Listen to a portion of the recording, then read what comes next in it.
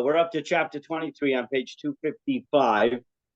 Chapter 23, as I mentioned, is a fairly lengthy chapter. I don't know that we're going to finish the whole thing tonight and do justice to it, so it might be a 2-week chapter.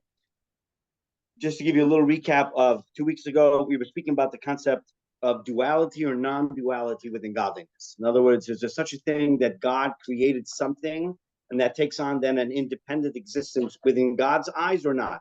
Or is everything in some way, shape, or form subsumed within godliness? I'm kind of paraphrasing, but that's basically the idea. So non-duality means that the duality, meaning duality doesn't exist. It's not like Hashem, and then God becomes the God of gods, as some religions have. They believe in God, but he's the God of gods where he has whatever helpers, etc., helping out, etc. That would be duality. Non-duality, obviously, is that there's one God, and ultimately everything within the world, the universe, is all subsumed within Hashem himself. We'll make a blessing together on the l'chaim, on the water, the sushi. Baruch atah Adonai Eloheinu melech haolam she'akol niyeh b'chaim. I want to thank the Sharfstein's family for sponsoring tonight. Much obliged. And welcome back from Europe or wherever it may be. Yes, I want to thank you for anonymously sponsoring for this evening. I'm really good at that. You know what I'm saying? All right. So, being that we spoke about this notion of non-duality, it raises a bit of a difficulty. How are we meant to perceive Torah mitzvos as sort of independent, having an independent existence or existences of Hashem? In other words, a mitzvah means I'm taking a physical object and I'm doing a mitzvah with it.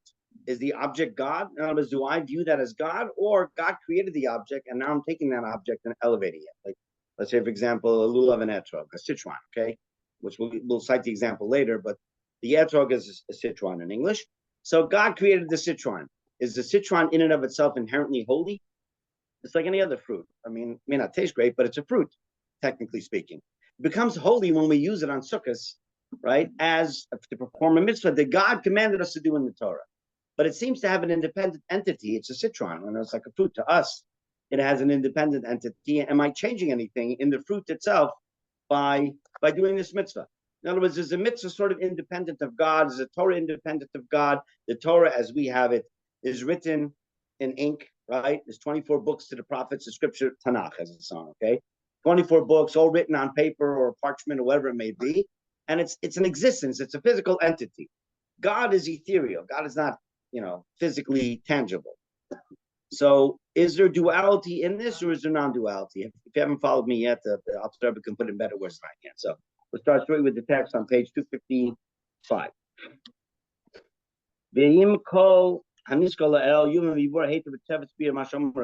So based on the above discussion of the non-dual idea in the previous chapters 21, 22, we can explain the Zohar's teaching and clarify it well with additional insight beyond our discussion in chapters 4 and 5. Back in chapter 4 and 5, if you don't remember, we said, based on what the Zohar writes, that the Torah and God are totally one. In other words, they're not two separate entities. In the Tikkun Zohar, it explains the special connection with God that occurs through mitzvah observance with the statement, page 256, that the 248 positive mitzvot are the 248 organs of the king, meaning of God, obviously in a euphemistic way. The implication of this teaching is that the mitzvot are the innermost will of the divine and its true desire. So in the Zohar, the Tikkun Zohar describes mitzvahs as organs of God's metaphorical body. Obviously, God doesn't have a physical body, but metaphorically speaking, to emphasize that they are a pure and unadulterated expression of God himself. Like, for example, if you speak about your arm, is your arm different than the rest of you? It's part of your body. It's a limb that's called the arm, but it's an inexorable part of your body, of your existence per se, or your liver, or your heart, or whatever it may be. Arm is a thing, where so right, so true, but nonetheless, euphemistic, the way the Zohar puts it is that the 248 positive commandments are God's 248 organs.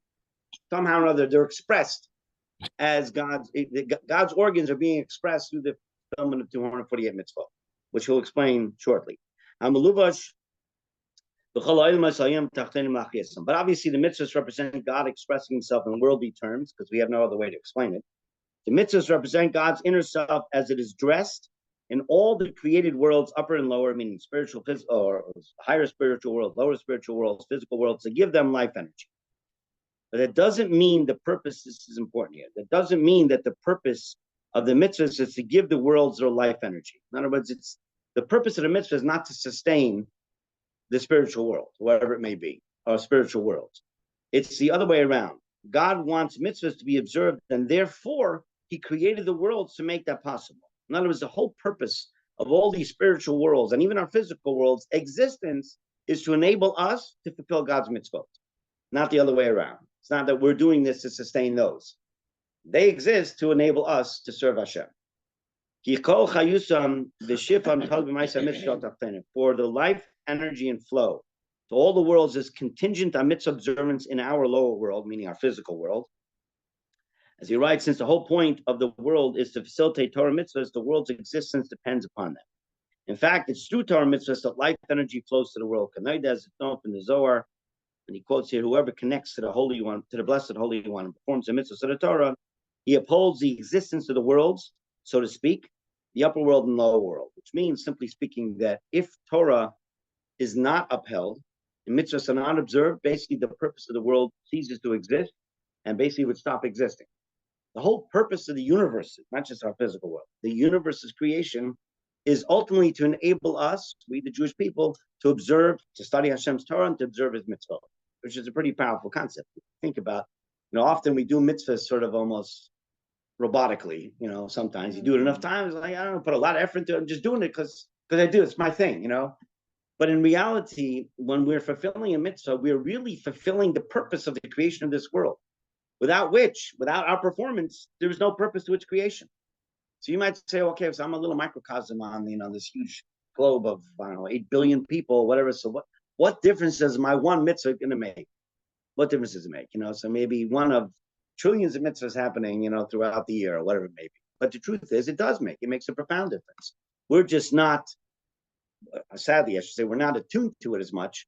We don't see it. We don't necessarily feel this, huge ramifications, wave of spiritual energy happening in the world when we do one mitzvah. Most people don't feel it, but it is happening. And the reason we don't feel it is because of our own inadequacies. It's not because it's not happening. Yes. With 8.5 billion people on the planet, and only a tiny proportion of those performing mitzvahs,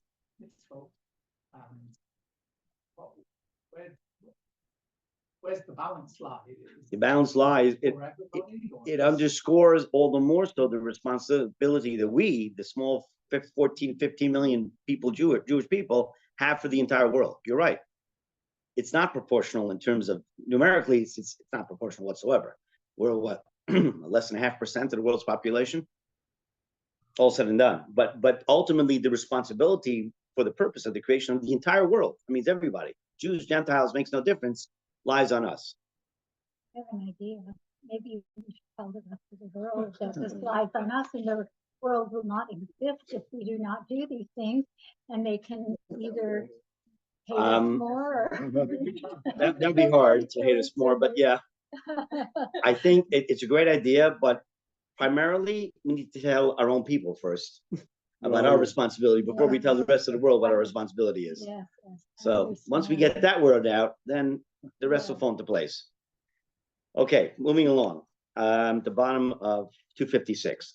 The mitzvah shemaisa mitzvah sekuma. So it follows that the mitzvah acts as they are stated in the Torah and their fulfillment when the mitzvahs are actually observed.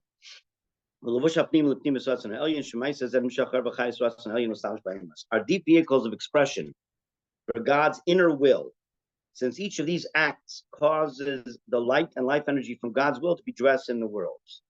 We'll see shortly what that means in terms of God's inner will and external will. Okay, the inner will really is the core essence of who we are as human beings. If you had to describe what makes you unique outside of the physical, features that a person may have, but otherwise, what makes a person unique relative to the other 8.5 billion people in the world? What really defines you as to who you really are? So you're defined by your actions, true. But let's assume two people doing exactly the same actions. Are they exactly the same two people? They're not. So what would really be your definition? If you had to define, most people don't define themselves, everyone else, but if you were to define yourself as what makes you unique internally, relative to anyone else in the world, what would it be?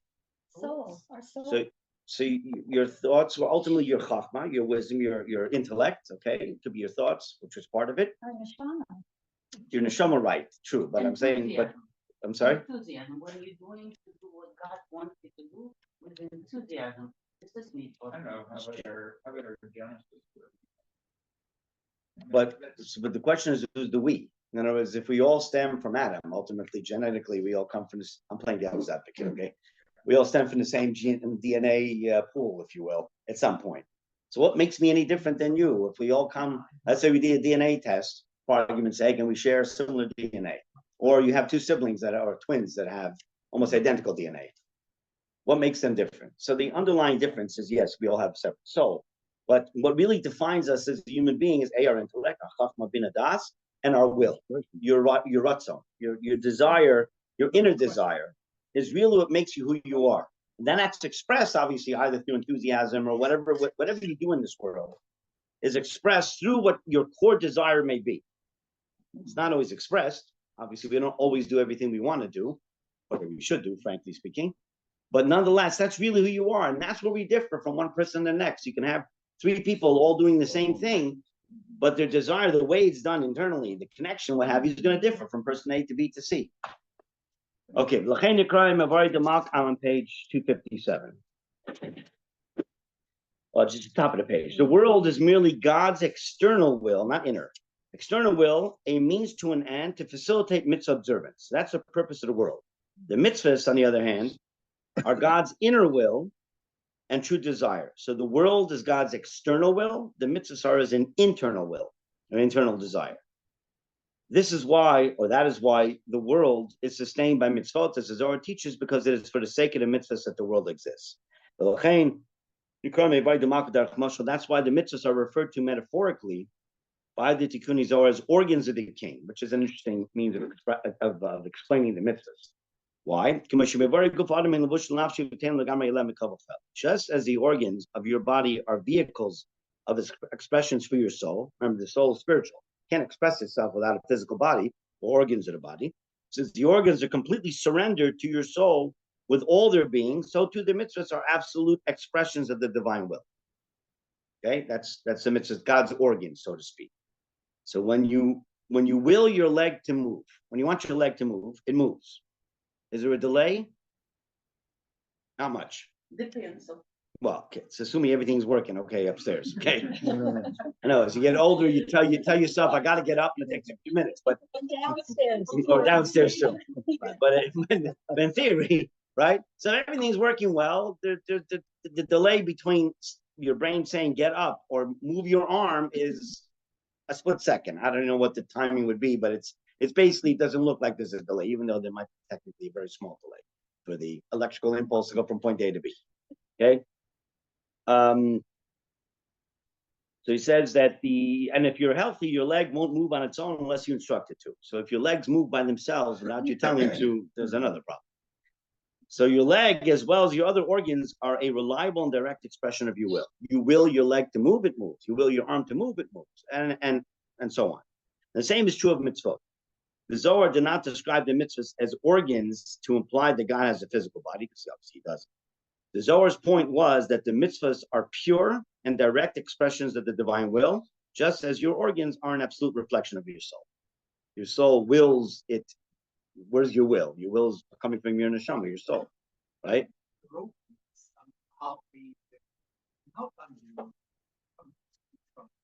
Well, not necessarily conscious, but if a person is brain dead at some point, then the heart stops beating. It all comes from your brain, ultimately. The brain stops functioning completely, what they call euthanasia. What? Okay, so I mean, that's basically what it is. Since you mentioned it, many years ago, I was asked by somebody what the number of his grandmother. The person's grandmother was very ill. She was in Cedars, and technically brain dead. You know, they do simple tests. They'll push on the nails to see if the person winces in pain. It's very painful for a person. It's a simple test. Just push on either on the fingernail or toenail to see if there's any reaction, and that, as simply, without using machines, can tell whether there's any brain activity or not. And then there's obviously more sophisticated testing that they do. So the question was, if the person is brain dead, God forbid, can they disconnect the machines or not? Halachically, from a halachic standpoint. Now, needless to say, most doctors are more than happy to do it. Get it done with. Why prolong the agony? Insurance, you can do the rest of the math yourself, depending on the hospital. So he's asking what to do because they were in a quandary. They weren't a religious family, but very traditional. So I called a Rav in LA. I said, Chabad, we're more careful about not doing it for us. We're more stringent within ourselves. But these are obviously not Chabad people. He told me to call Rabbi Dr. Tendler, Moshe Tendler of blessed memory, who was a well-renowned rabbi / I think he was a biologist, and he had a degree in medicine. But he would rule in particular on these complicated medical issues. He understood both the medical side of it and the halachic side of it. And he told me that if they administered 2 neurological tests, whose names I don't remember at the top of my head, and they come back negative, in his opinion, not only can they disconnect, but they should, because it's considered to be a disgrace to the body, just leaving it as such, which is ultimately what ended up happening. Okay? Because even though technically the person's heart, assuming it was a woman, was beating through a machine for all intents and purposes, and that lasts as long as it lasts. But once they determine brain death, quote unquote, and at least in his opinion, that's it. So ultimately, everything does come from the brain in some way, shape, or form. Okay, back to the text, midway down, 257.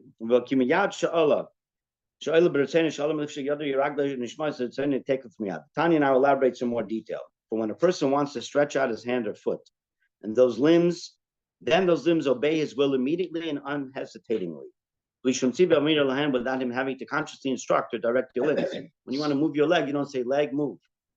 Well, maybe you do, but I mean, hey, it's not supposed to be. Not supposed to be the way it's supposed to work. Without any pause at all. Rather, they react instantaneously as soon as the will for them to move arises. So in the same way, a person's limbs are totally surrendered to his will. When you will to move something, it moves. The same is true figuratively with God's relationship to the life energy invested in the mitzvah acts and their fulfillment. That energy is completely surrendered to the divine, top of 258, will dressed in the mitzvahs. The Nasalei Mamish Keguflan and Neshama, and the relationship is literally like a body to a soul, where there's an immediate reaction. So the reference to life energy here has a twofold implication. Number one, or A, it refers to the energy that the person invests in performing the mitzvah. Your personal energy you're putting in, the effort you're putting in. And B, it also refers to the life energy of the object used to fulfill the mitzvah. So let's say, I gave you the example of the esrog before. It can be anything, it can be tefillin, whatever it may be. That in and of itself has energy, life energy, spiritual energy to it. So when you do the mitzvah, it's your energy that you're investing into the mitzvah, and then you're using the energy of whatever the object may be, and all as a means of performing the mitzvah as well. It's happening simultaneously.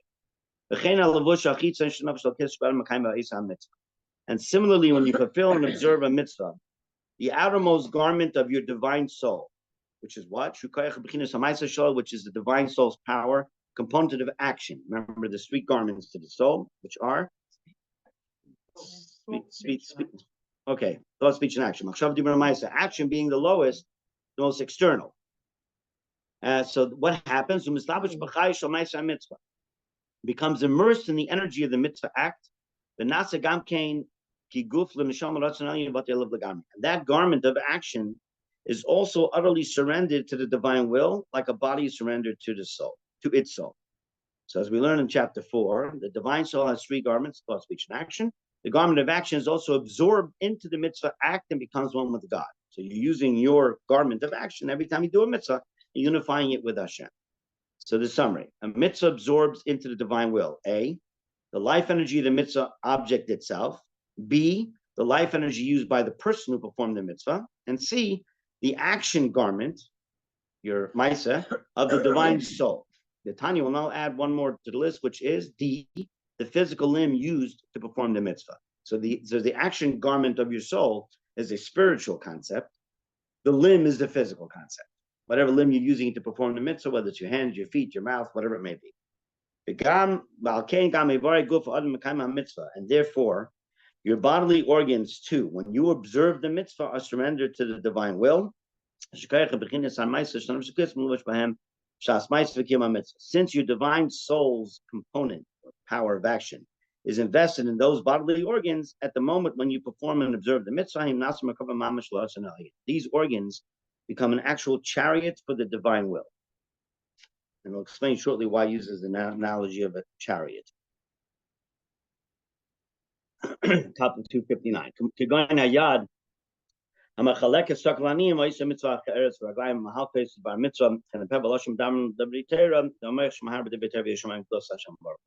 For example, the hand which distributes charity to the poor, that's the limb. There's you, the energy of you doing it, the power of action. Then there's the hand, the physical limb doing it, or performs another mitzvah, or the feet that walk for a mitzvah activity, or similarly the mouth and tongue which speak words of Torah, or the brain which contemplates words of Torah, or the reverence of heaven, or the greatness of the blessed God.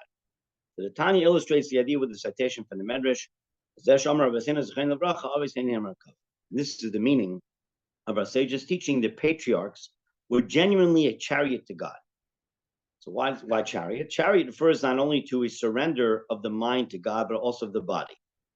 Why? What is a chariot? A chariot, or a car today, let's say, doesn't go where it needs to go by itself. It requires a driver or a rider in those days, whatever it may have been. So the chariot becomes surrendered, so to speak, to the driver, right? Wherever the driver whips the horses and whatever direction it's going is going. In essence, our forefathers were considered to be like chariots to Hashem, meaning they had no will of their own. Whatever they did was to serve Hashem in all of their activities, not just their spiritual activities, but even their physical activities were completely subservient to God. They totally dedicated themselves on a level that we can't, that we don't. I mean, they're head and shoulders above us. So he says, Shekol Evarem Kulam. Since all the patriarchs' organs were sacred and detached from this worldly concerns, they were physical people, but still, and throughout all their days, your organs only acted as a chariot for the divine will alone. So the Tanya is careful to distinguish here between the level of chariot achieved by the patriarchs and the chariot brought about by mitzvah observance of ordinary people. When we observe a mitzvah, A, only the particular organ we make use of becomes a chariot. Like say you're using your arm, it's only your arm and not your leg, or vice versa. And B, we're not observing mitzvot without interruption. We're not mitzvah machines. Maybe in theory we should be, right? It's not like we're doing mitzvahs 24 hours a day. Most people are not doing it 24 hours a day. There's whatever, I do my mitzvahs, but then in between I'm doing whatever I'm doing. Unlike the patriarchs, everything they did, day in, day out, was quote unquote like that of a chariot.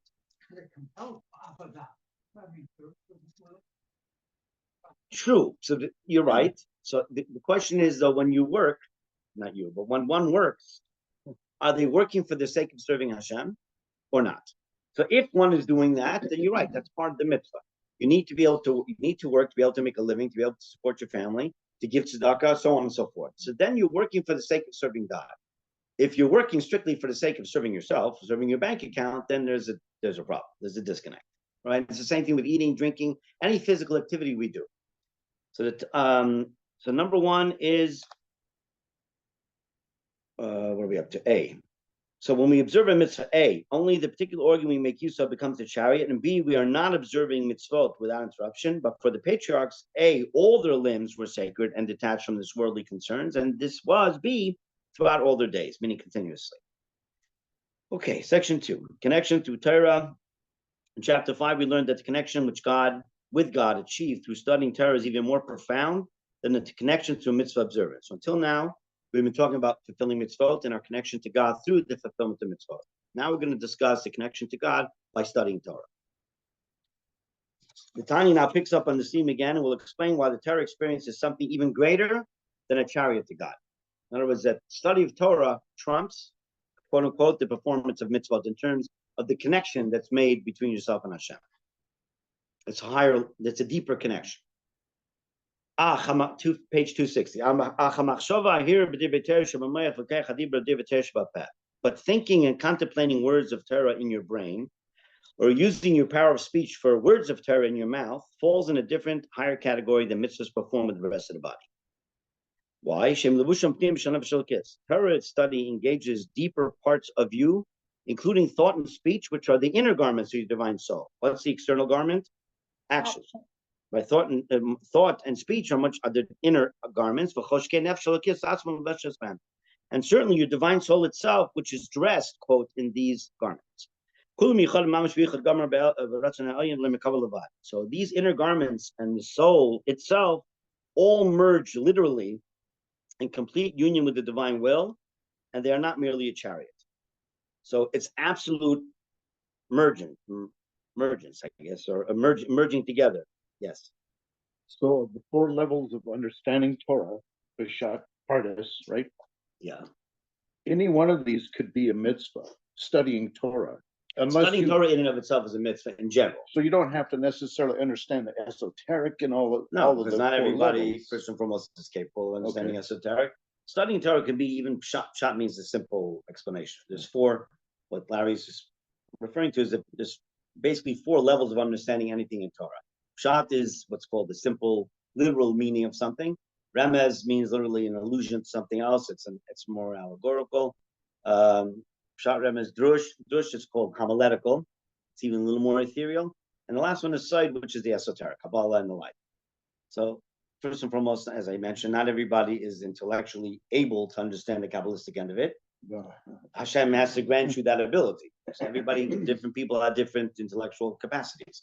That's not something you choose necessarily. So what my point is, even learning simple chumit, whatever it is considered learning Torah. Obviously, a person should aspire, as they say in Yiddish, to say to brach the cup, to break your head, quote unquote, not literally, to try to understand things on a deeper level. There's many stories of people who would daven to Hashem to give them the wherewithal to understand things on a deeper level, which didn't naturally come to them. Well, just even on the simple level. Well, okay, sure. Listen, everybody.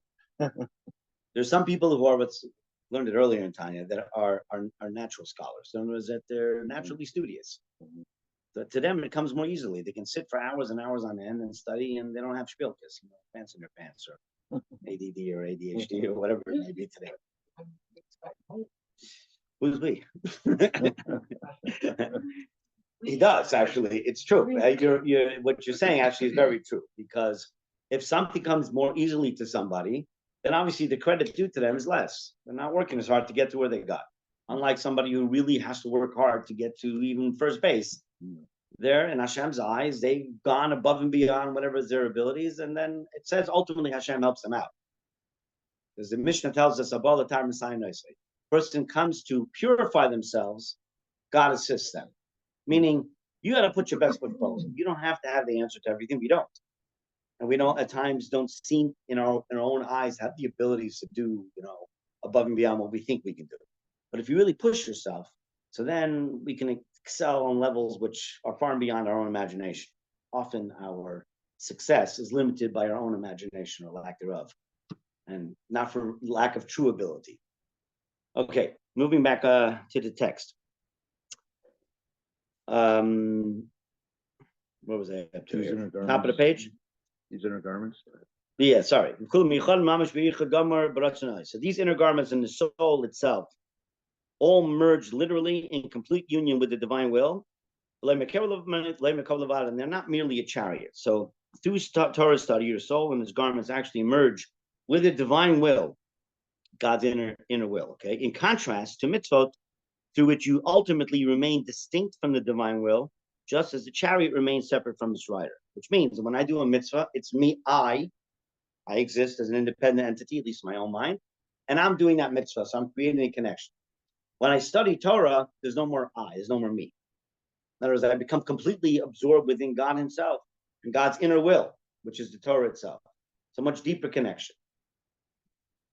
So the key difference between mitzvah acts and, because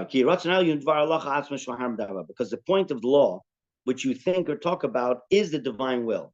So when you're discussing whatever Jewish law may be, or the Talmud and the like, you're actually discussing God's divine will, which is pretty profound. You say, well, how did the scholars know God's will? The sages or the Talmudists or whatever it may be, which is a valid question. In other words, when I say something, is it God's will? Well, I hope so, right? But I'm not one of the authors of the Mishnah, the Talmud, or the one who authored the Code of True Jewish Law. They were human beings like anyone else. I mean, in essence, they would be as fallible as anyone else would be. But the sages actually tell us, the Rebbe actually writes in the Hayom Yom, we read every day, that up until the Taz and the Shach, these are two famous commentators on the Code of Jewish Law that lived, I don't know, 300-400 years ago. All the sages had a level of divine inspiration, Ruach HaKodesh. So when they wrote, let's say, Talmud, or whatever it may have been, it wasn't just, okay, this one's opinion is that, and that's one's opinion is this. There was a level of divine inspiration in all those rulings, even though they may differ from each other and it seemed to be contradictory of each other at times. But each one of them has its own path, even though, simply speaking, if you had, I'll give you two examples, Hillel and Shammai. The house of Hillel, house and Shammai were more common ones. And they often, butt heads. And by and large, with few exceptions, we always rule like the house of Hillel. But it says when Mashiach comes, we're going to rule like the house of Shammai. So does that mean that Shammai was wrong? If we rule like Hillel, 99% of the time, 98% of the time, is Shammai wrong? The answer is no. He's not wrong, even though it's like, for example, classic example is Hanukkah, lighting the menorah. Okay, so we light the menorah from starting with one candle, 1, 2, 3, 4, 5, 6, 7, 8. That's according to the house of Hillel. Shammai says you start with the 8 and you work your way down. You can't do both. It's one or the other, right? And ultimately, we rule like, as you know, we rule like Hillel. So it's not that Shammai's wrong. Shammai's rulings, by and large, were not cut out for your average human Jewish person to be able to observe. They were too stringent, too much for us to handle. Yes, they had a great deep level of spirituality attached to them, but they weren't for your what they call the Hamoinam. The general populace couldn't handle that. When Mashiach comes, we're going to be on a whole different spiritual level and thus be able to observe the rulings of Shammai and follow that. But today, most of us are not there. So we follow Hillel, which typically is the more lenient, relatively speaking, lenient approach. And the same thing applies with many of the other what appear to be disagreements amongst the sages. All right. So the key difference between mitzvah acts and Torah is that a mitzvah act expresses the divine will, whereas Torah is the divine will. So one's an expression of divine will, the other one is the actual divine will itself. For example, consider the commandment or divine will, take an Esrog, the citron on the Festival of Sukkot, along with 3 other species of plants, the lulav, the hadassah, the palm, the myrtle, and the willow. When you do that, the divine will expresses itself through the citron. But if there was no such mitzvah, let's assume God did not command us to take a citron and a Esrog on Sukkot. There would still be citrons in the world, they still exist, we just won't use them for a mitzvah. And if the citron is taken on Pesach instead of Sukkot, does it express God's divine will? No. It does not express the divine will. Clearly, the citron exists as an autonomous entity, because it's there whether you use it or not, which under certain conditions expresses the divine will. Now compare that with the divine will itself, not the expression of divine will, the actual divine will. And as expressed in the Torah, you shall take an Esrog on Sukkot, Leviticus. If God had never willed this, the idea itself would not exist. It wouldn't just come up with some idea to take a citron and make a blessing on it. The Torah's instruction is not merely a vehicle, a chariot, which expresses the divine will. It is the divine will itself. So when you study that will, you achieve a deeper union with God than you do by observing a mitzvah, which is merely an expression of the will, unlike the will itself. Page 261. For all the laws of the Torah are channels through which the inner divine will itself flows.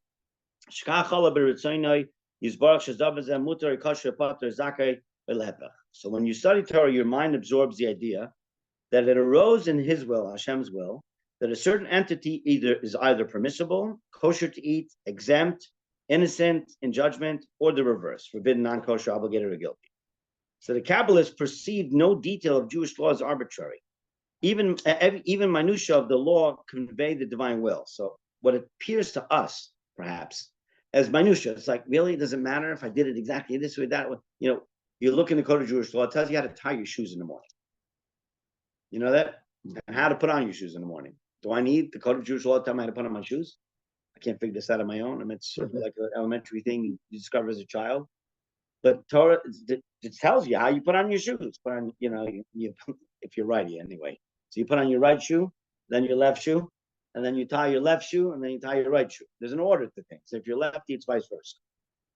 Does it matter? Does God care really how I tied my shoes? Is this like what God's worried about? You know, that I tied my shoes the other way around? Is that going to change the whole equilibrium of the world? To me, it may seem like minutia. I'm giving you one example of which there are many others.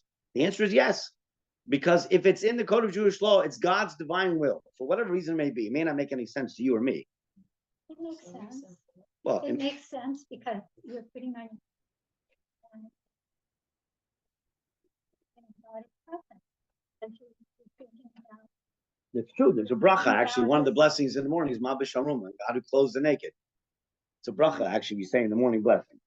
Okay, so if you don't have clothes, then you might miss having clothes or not. But but it does matter because ultimately, Kabbalistically, there's the right side represents chesed, kindness, left side represents gevura, represents judgment, and when you're right-handed, so you're supposed to start with, for example, when you put on your shirt or a jacket or whatever it is, you start with your right hand. Same thing. Okay, why? Because that should be the beginning. You should start through kindness or chesed. There's more to it. I'm just giving you a little semblance of an example, which to your average person may look like, really? Come on, is this that? It's going to make the world of a difference if I did it or didn't do it? And the answer is yes. Okay. And so too, the entire combination of letters that constitute the Torah, the Pentateuch, the Nevi'im, the prophets, the writings, and are channels of flow for God's will and wisdom. So in Jewish law, a particular action is an expression, quote, flow of the divine will. In the sacred text, the letters act as the channels of flow. And that text is merged in total union with the blessed infinite one. So God is boundless, defying any concept that might contain or grasp him. It seems counterintuitive then that Torah texts, which convey precise ideas through the use of specific letter shapes, like the alphabet, is very specific as to how those letters are written, could be an authentic expression of this formless source. If God is formless in nature, he's infinite, so how could there be such a deep connection to something which has a form, which is, in this case, letters of the alphabet? But that the Kabbalah teaches is the miracle of Torah.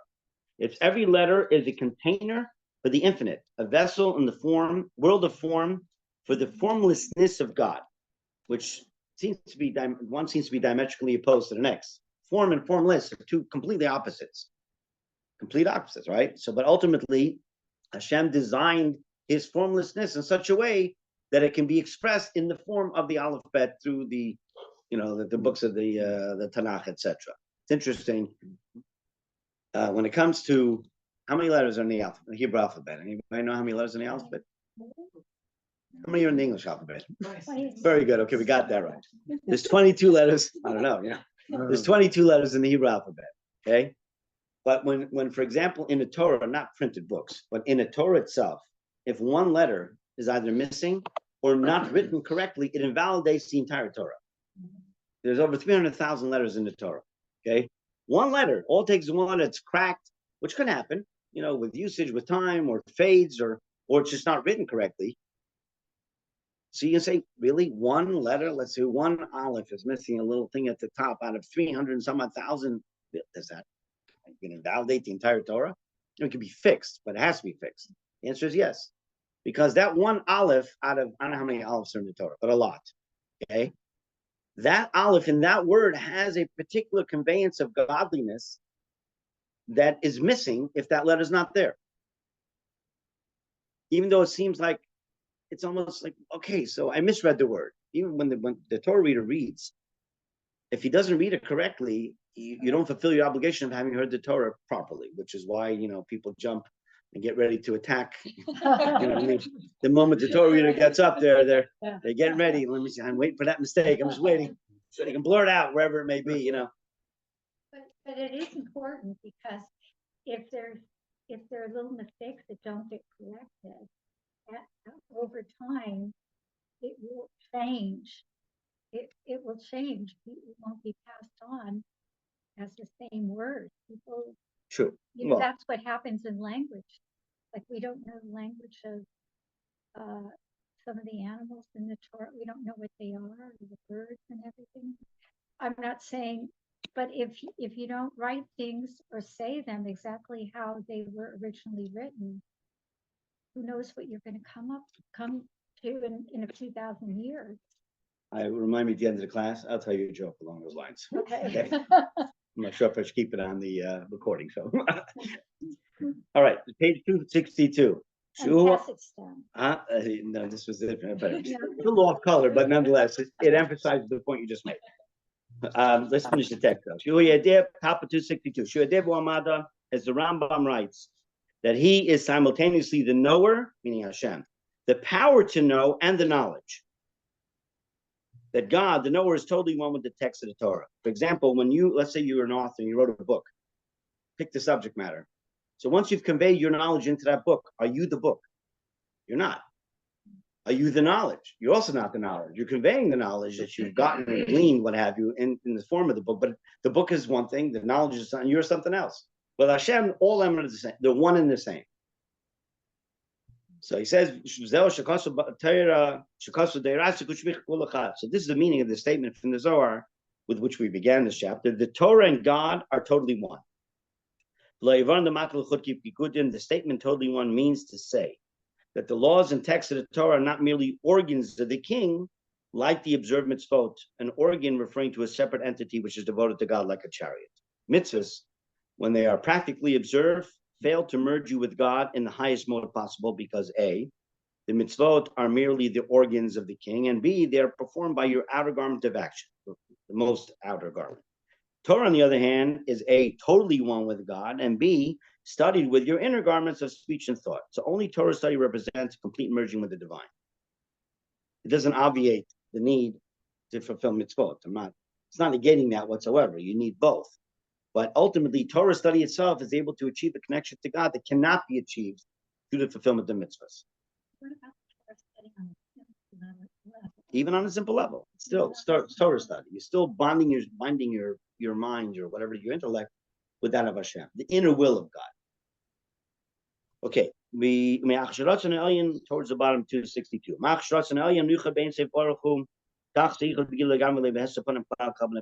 since the divine will that is merged in total union with the blessed infinite one is fully disclosed in the divine soul without any hiding of God's face. What that means in simple English is that your neshama, your soul, has a full-fledged revelation of godliness within it. You may not be conscious of it, but it's there. So at the moment when you are involved with the Torah text, which engages your divine soul's inner garments, it's thought and speech, it follows that your soul and its garments too are totally merged with the blessed and infinite one at that moment. So in chapter 5, we learned that the Torah study represents, quote, a phenomenal merging experience of two beings. Actually, the words that are used in chapter 5, it's like an inexorable bond. It's the highest level of bonding that can happen. Inseparable bonding. There's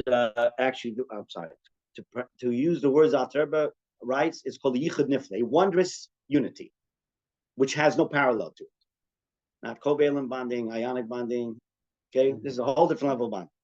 In chapter 5, we learned that the Torah study represents a phenomenal merging experience of two beings. There's no other merging experience like it. What, then, is added here in chapter 23 by stating that the soul and her garments of speech and action too are totally merged with the blessed infinite one at that moment of study. I mean, what else are we adding in this chapter we didn't know in chapter 5?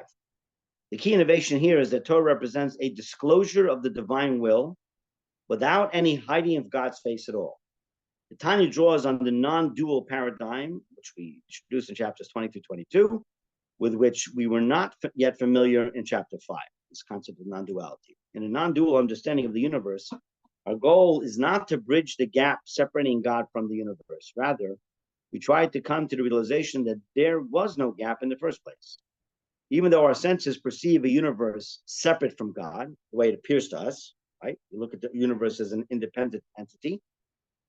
That is only real from the perspective of God's diminishments and the hiding of his face. Symptom.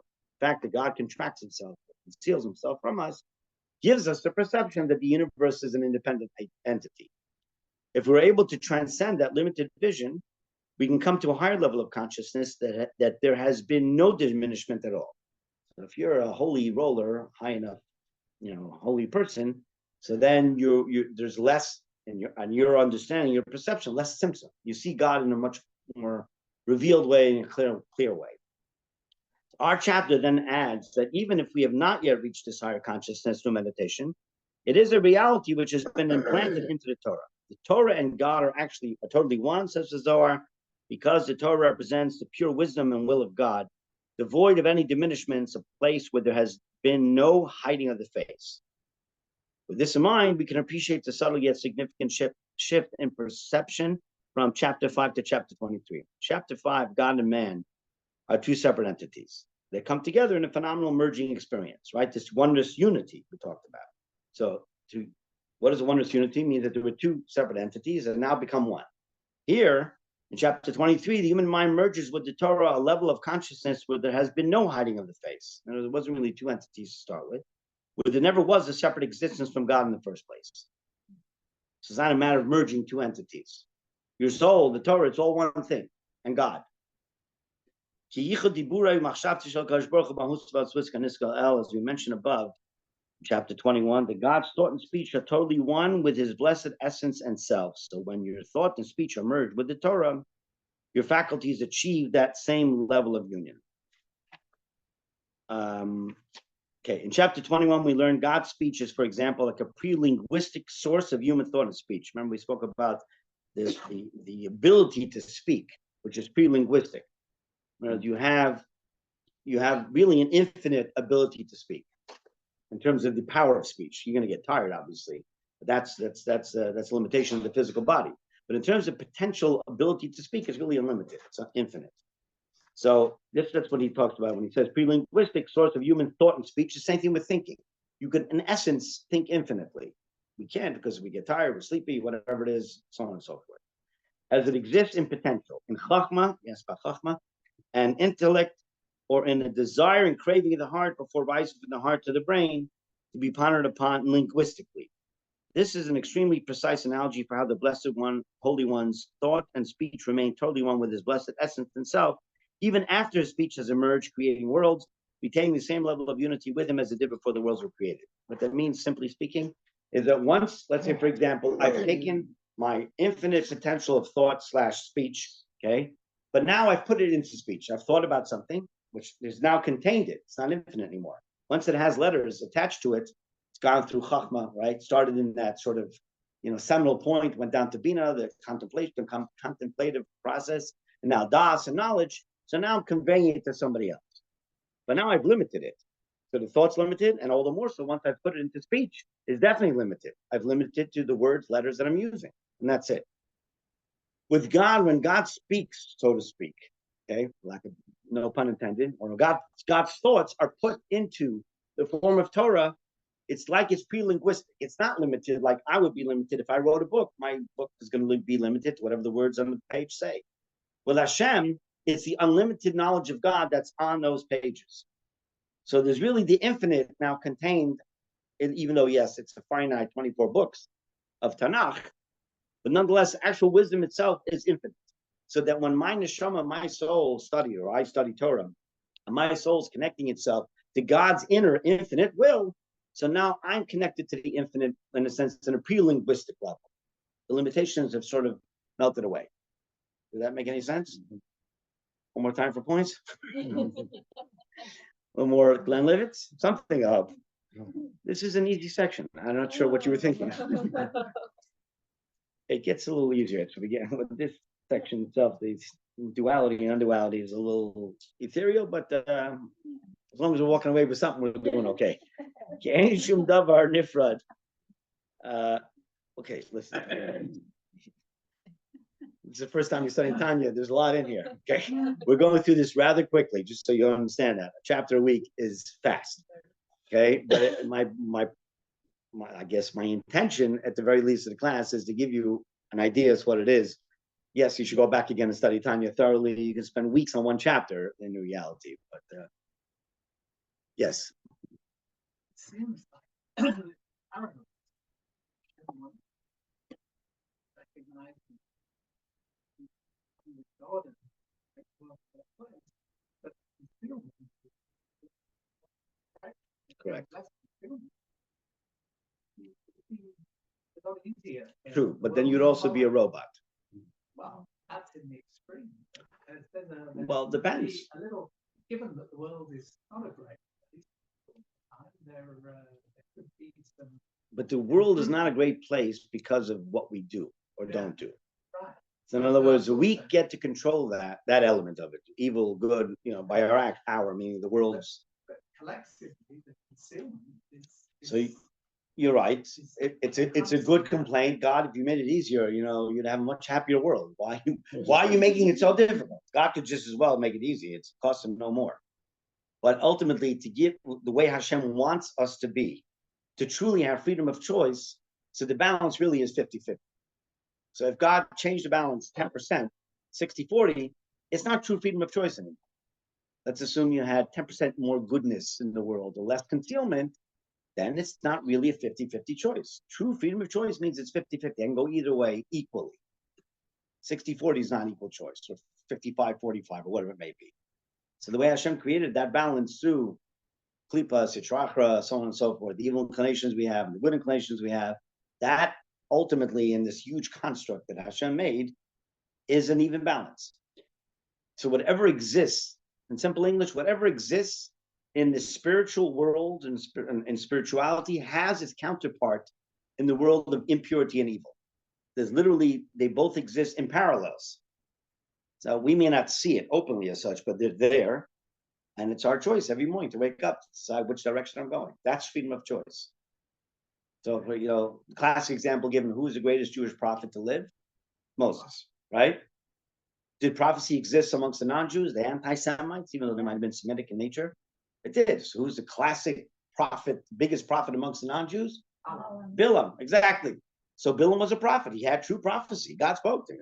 He has half a Torah portion dedicated to the whole story there.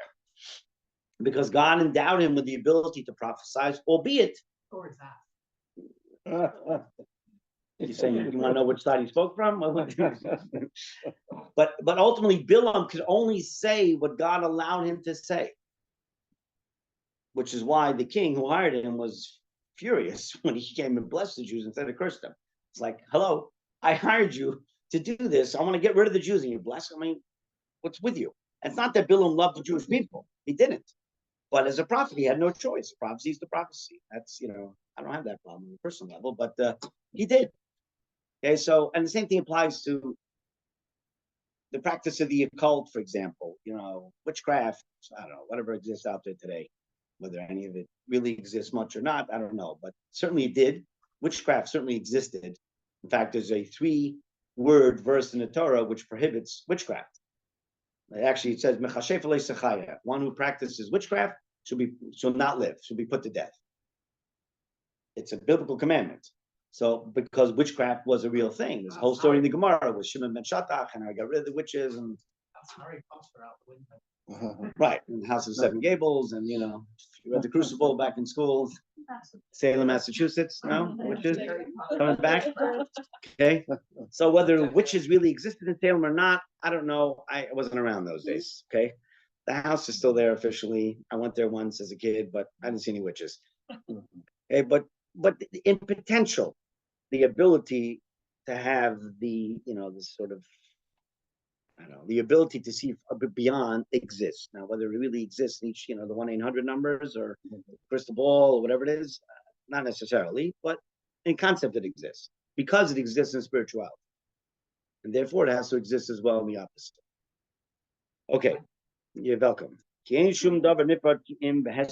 because nothing becomes separate from God unless there's a hiding of God's face, as mentioned above. So if Tzimtzum didn't exist at all, or the hiddenness of God's face, so then you're right, you would see godliness everywhere. And listen, the reality is that, let's say for argument's sake, you were standing in front of a holy person, a great tzaddik. Would you be interested in sitting right in front of that person? Probably not. You know what I mean? It'd be kind of awkward. You'd feel bad. It's like, this is not the appropriate place to be sitting. Right? Now, all the more so when it comes to God was all seeing, not a physical human being. Why are we not embarrassed? Because there's a tzimtzum, there's a concealment. We don't see godliness that way. If God came knocking on your door in the morning and said, hello, someone, I need you to come to shul today. No problem. I'm there. I was actually waiting for you to come knock. You know what I mean? But it doesn't happen that way. We don't have Elijah the prophet that comes to visit us on a regular basis to teach us, you know. Some people, yeah, they call me different names, and not necessarily Elijah the prophet or God, you know, etc. Okay, so the Torah was never separate from God, as it did not suffer from, quote, the hiding of God's face. Therefore, it does not need to be reunited with him. When we study the Torah, we merge our thought and speech in that overtly non-dual energy and absorb it. We left off last week towards the end of chapter 23. We didn't finish it. It was a fairly lengthy chapter. And we're going to finish that now. I don't know that we're going to finish 24 because it's also pretty lengthy, but we'll get as far as we get. Okay, we're on page 264 in the text. Section 3, earthly Torah and heavenly Torah. So just to read the intro, the highest of the spiritual worlds is characterized by a transparency to the divine and does not suffer from what's called the hiding of God's face. There's no concealment of godliness. The Tanya now addresses the question, what contains the higher disclosure of God? The highest spiritual world or the Torah as it is manifest here in the lowest world? So which one is it? The Torah that God gave us or the highest of high within the spiritual world? So to the text itself, midway down, page 264.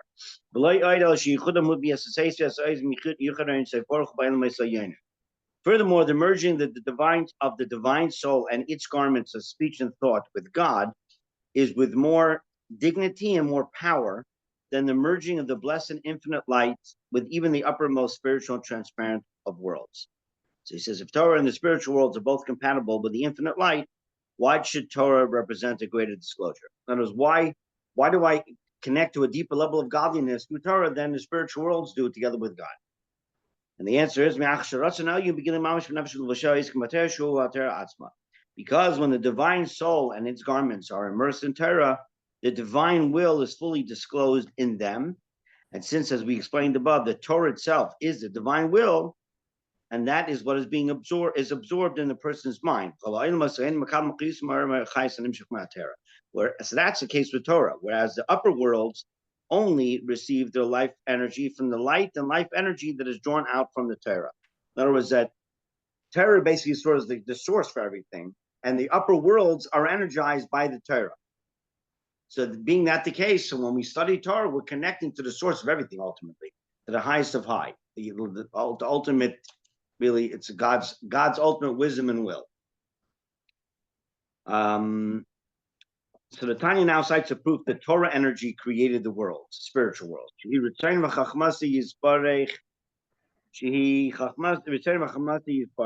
Since the Torah, which is his will, and Chachma was the energy through which the world was created. He says,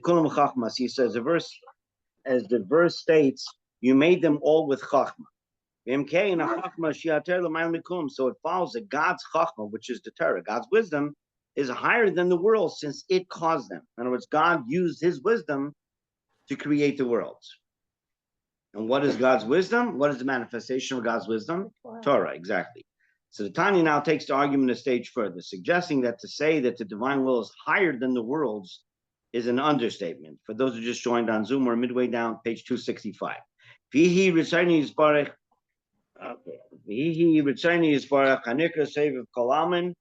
And this Chachma, the Torah, is in fact the will of God, which is called Sovev Kol Almin. He explains what is Sovev Kol Almin. It literally translates as encompasses or encircles all worlds. It's used to refer to a light and energy that's incompatible with the created worlds. The light of Sovev is so intense or too intense to engage with the worlds and become enmeshed within them, so as to provide energy to them. Therefore, Sovev Kol Almin light metaphorically encircles the world, meaning that it cannot occupy the same metaphysical space as the world due to its fundamental incompatibility. So Sovev Kol Almin, that which surrounds the worlds or encompasses the worlds, refers to the type of divine light and energy which is unable to become enmeshed with the worlds due to its light's intensity, and only provides energy and light to the worlds indirectly and distantly from above in a disengaged fashion. So he doesn't go through it so much over here, but there's basically two levels of godliness that sustain the world, in short. One of them is Sovev Kol Almin, this encompassing light of God, which is too intense to be able to be manifest in anything physical and any creation for that matter. Then you have what's called Mimale Kolam, which means fills the world. That's a level of godliness which is more veiled, if you will, more concealed, and therefore is able to come down and actually be manifest within something, within the spiritual worlds, physical worlds, etc. Top of page 266.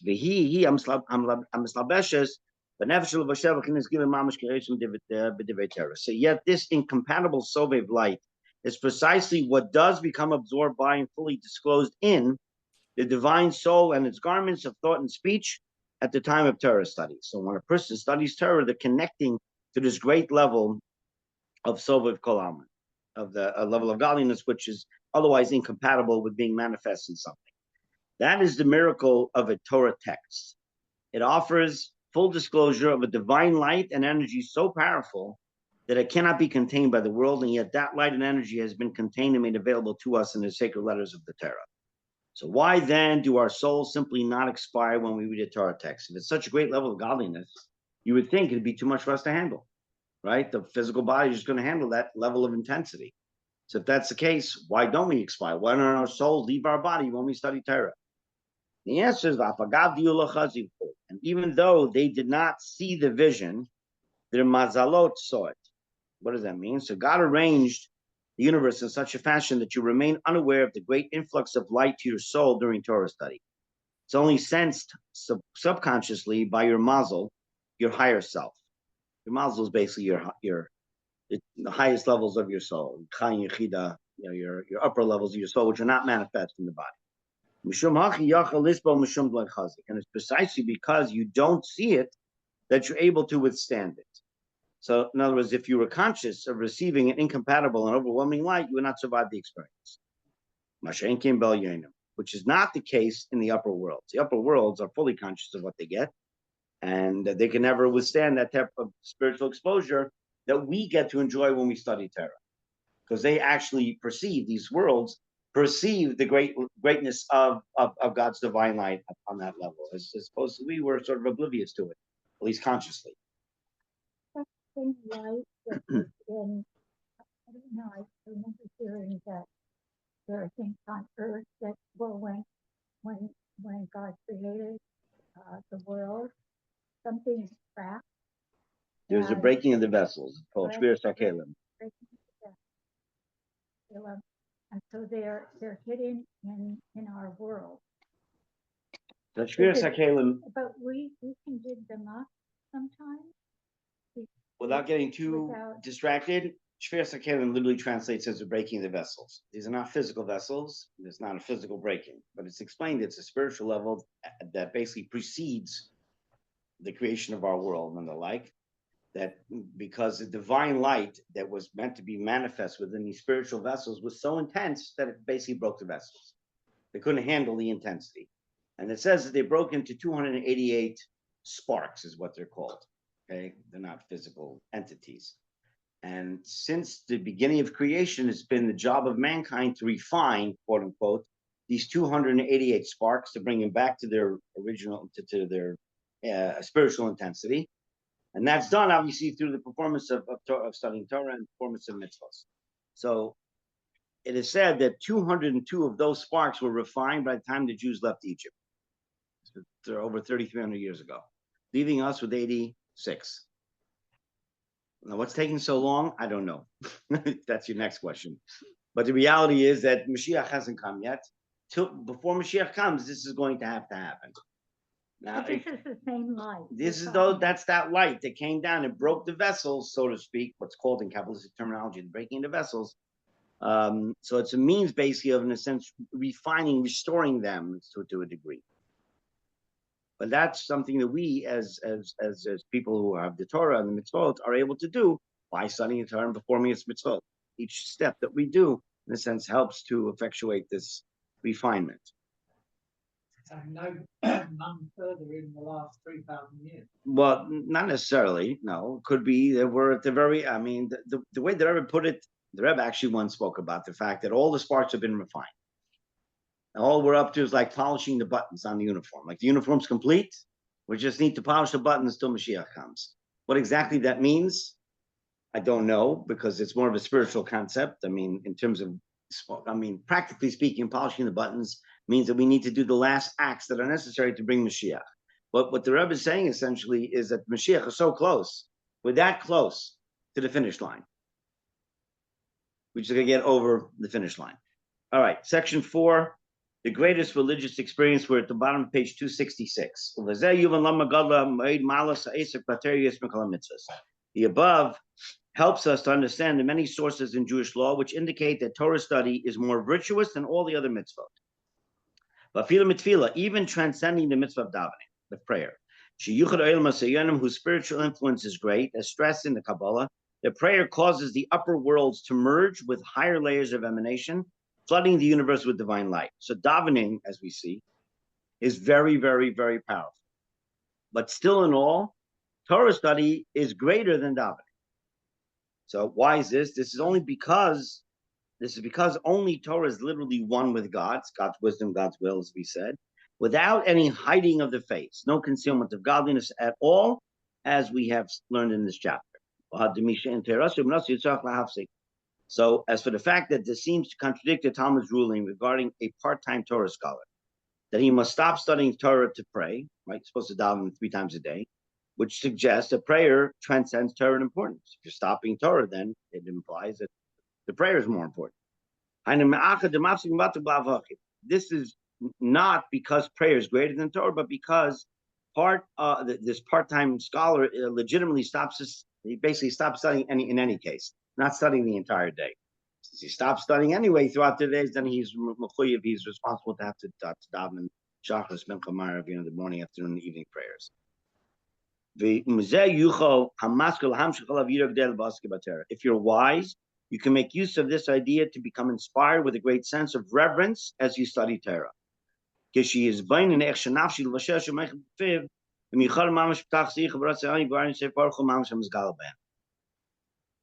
By contemplating how your soul and its garments, which express themselves in your brain and in your mouth, have literally merged in total oneness with the divine will and the blessed infinite light, literally, which is disclosed in your soul and its garments. So it's a very powerful union that's happening when a person studies Torah.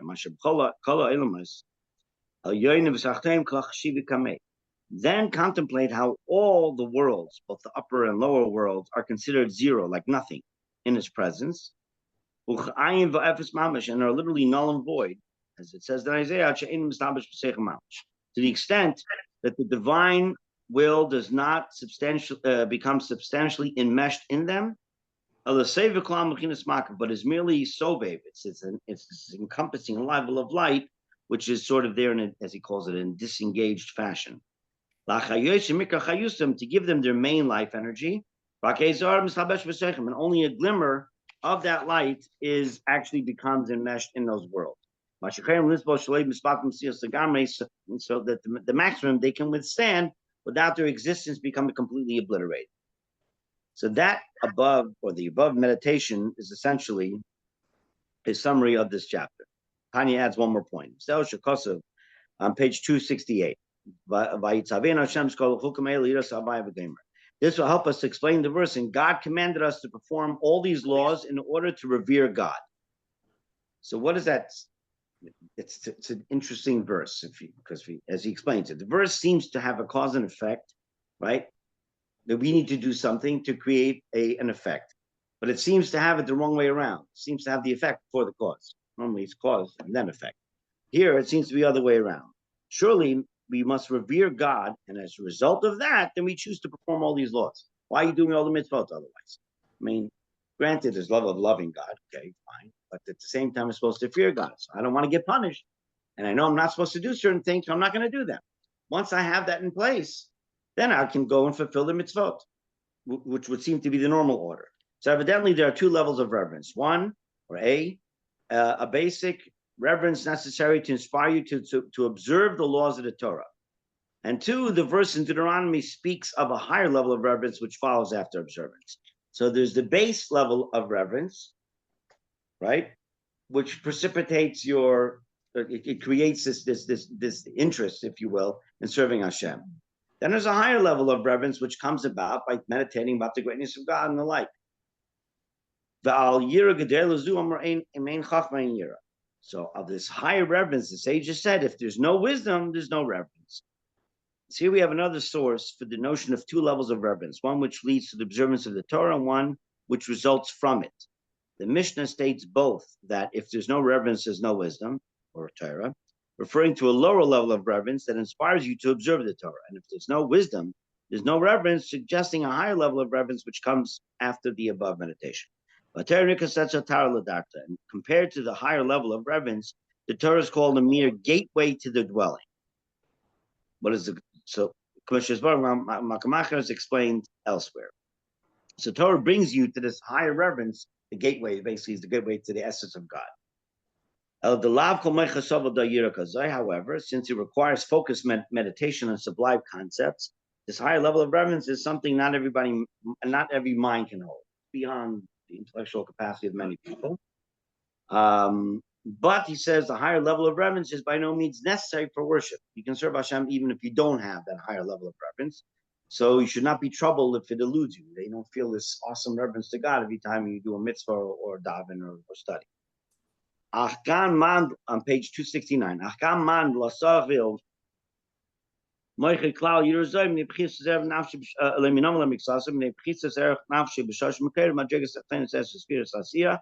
So, but even if your mind cannot hold this higher reverence, neither a part of it nor a fraction of it, you just don't even relate to it, it's probably due to the poor standing of your soul's root and source, which you don't have a choice on. God gives you your soul from wherever it may be, somewhere in the lower echelons of the 10 spheroids of the lowest of the worlds, the world of Asiya. And the failure to reach this higher reverence does not in any way invalidate your Torah observance, as will be explained below. So we don't get to choose where our souls, what level from where in the spiritual worlds our souls emanate. That's something God chooses for us.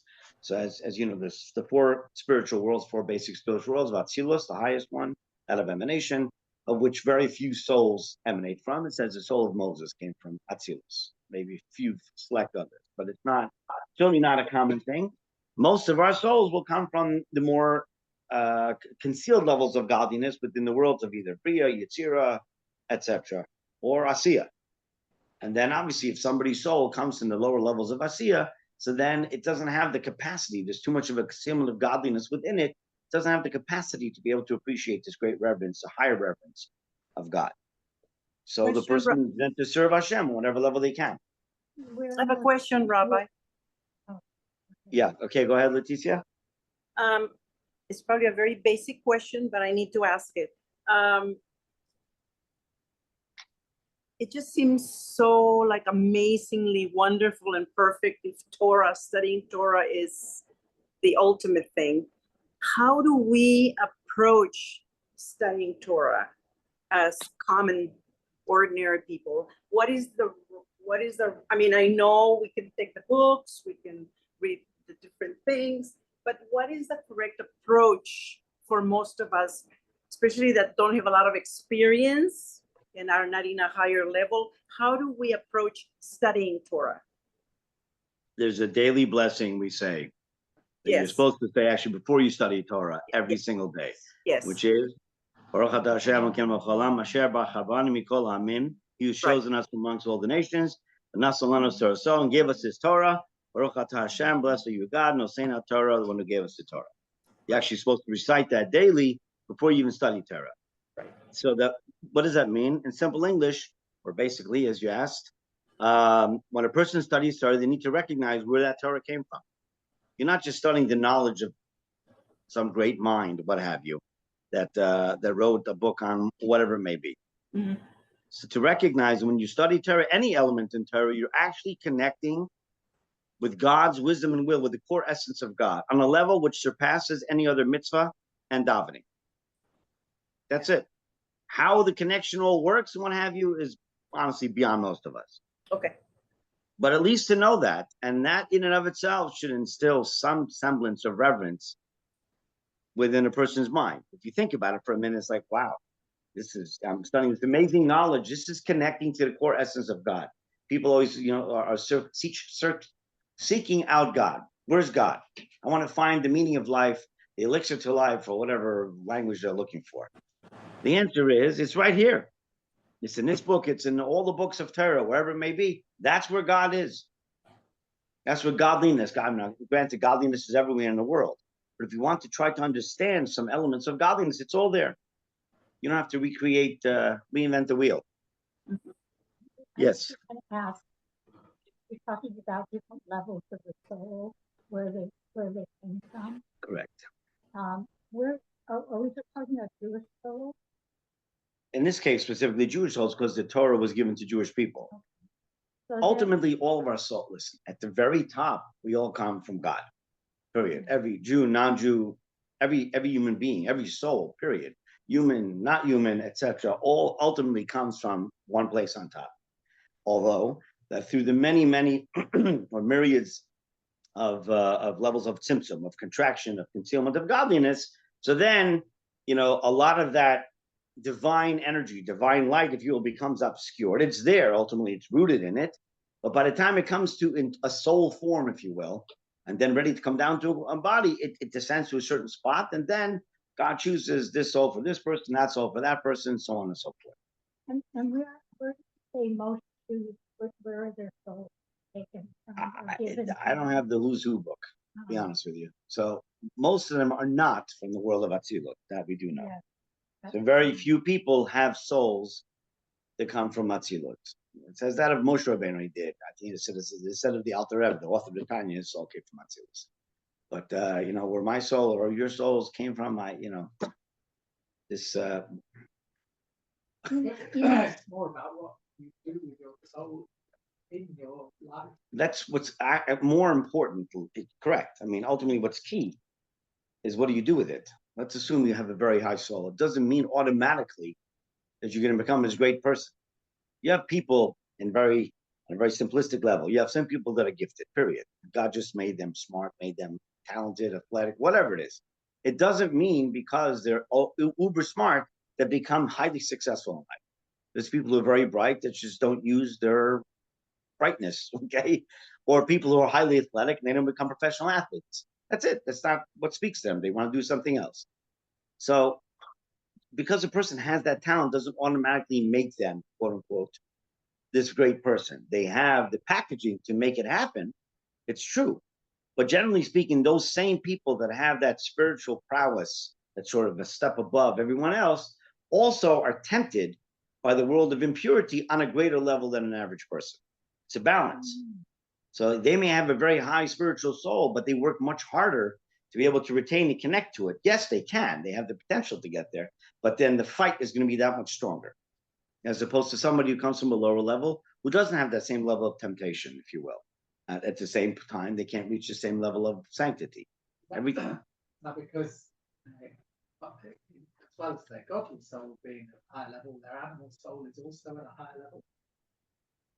So, well, they work in tandem. It's the stronger the godly soul, the stronger the animal soul. That's basically what it is. So that's what the battle ends up being. So it's not like a person is given like an uber strong godly soul and a weak animal soul. That package is not available. Okay. And that subscription is also not available. It's expired a long time ago. It would be all too easy. And in essence, if you didn't have that balance, then there wouldn't be true freedom of choice for that individual. When you were talking about love and fear, that really struck me because love and fear are two ways to get to the same place. Right, but they're not mutually exclusive.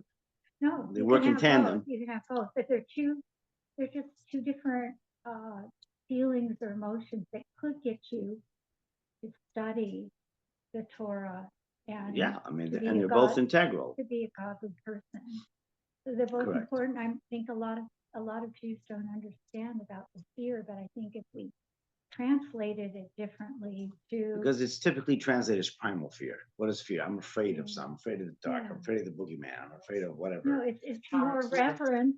Reverence is not the same thing, right? So the true meaning of yira, of what's translated loosely as fear in this context, is really reverence. So there's a higher level of reverence, a lower level of reverence, but that's really what it is. because you revere God so much. So therefore, you don't want to wrong God. You don't want to do what God doesn't want you to do. And conversely, why would you even, those are the negative commandments, not transgressing the negative commandments, but why would you want to even fulfill a positive commandment? Let's say God asks me, there's 248 positive commandments. I'm just not in the mood. You know what I mean? Sorry, I'm tired. Maybe tomorrow. Call me another day. I'm off my game today. But that's not the way Torah was given. It doesn't have an asterisk. If you're not up to it today, it's okay. Maybe tomorrow. The commandments are there every day. Now, whether we do them or not is up to us. True? So in general, why would you do something for another individual? Let's take God out of the picture and just make it a very human experience, social science experience. You have somebody that you care about, right? And they ask you to do something. You're not in the mood of doing it. You're tired, you're hungry, you're cranky, you're hangry, whatever it is. Will you do it anyway if you really love the person? Yes. You will. Why? Because you truly love the person. So you put your interests aside. That's what it boils down to. Okay. As a mother, I'm sure you can appreciate the fact that when you're very hungry, but your kids are also very hungry, they haven't eaten yet. Odds are you're going to feed your kids first, and then yourself. Now, you're going to say, but I'm hungry. Don't I get to eat? You do eventually get to eat. Yeah. And if you want to sneak licorice or candy, you have to lock yourself in a closet. You know what I'm saying? So the kids don't find you. Okay, but ultimately, why? Because out of the great love that you have for that person, the same concept, albeit obviously on a godly level, applies to Hashem. Why do you fulfill the positive commandments? Because I love God. God gives me everything I have. Everything, a roof over my head, food, health, with God's help, so on and so forth. It all comes from Hashem. So I feel indebted. I mean, it's like, how do I say no? That doesn't mean I don't struggle, because I also have an evil inclination or an animal soul, which comes in and skews my thinking. That's actually the next chapter. So why, until now, we've been focusing more so on the positive commandments. Next chapter really deals more with the other way around. Until now, we've been dealing, I think, with the negative commandments. We've been dealing with, what's that? I might use myself here. It'll explain it in a minute. I think the next one. Yeah, then this chapter until now was the positive commandments. Next one is the negative commandments. Correct. But what prompts us to do, in a sense, to transgress? Why would I even transgress? It's completely illogical. If the hand that feeds me, which is God in essence, right, gives me everything and says, please do A, B, C, or D, or don't do A, B, C, or D. Why would I intentionally do these things that are sort of hurting this relationship? It's intentionally damaging that relationship. So it's better rewards short term. Okay, so true, but Al Torah used slightly different terminology, but in essence, as we'll see shortly, it's basically this spirit of folly, if you will, that enters, or foolishness that enters a person's mind. You're not thinking clearly. So love or fear could have fun. They do, but they both take effort, to keep going. Right? So, and even within love, there's multiple levels within love, and obviously, as we see here, within fear/reverence as well.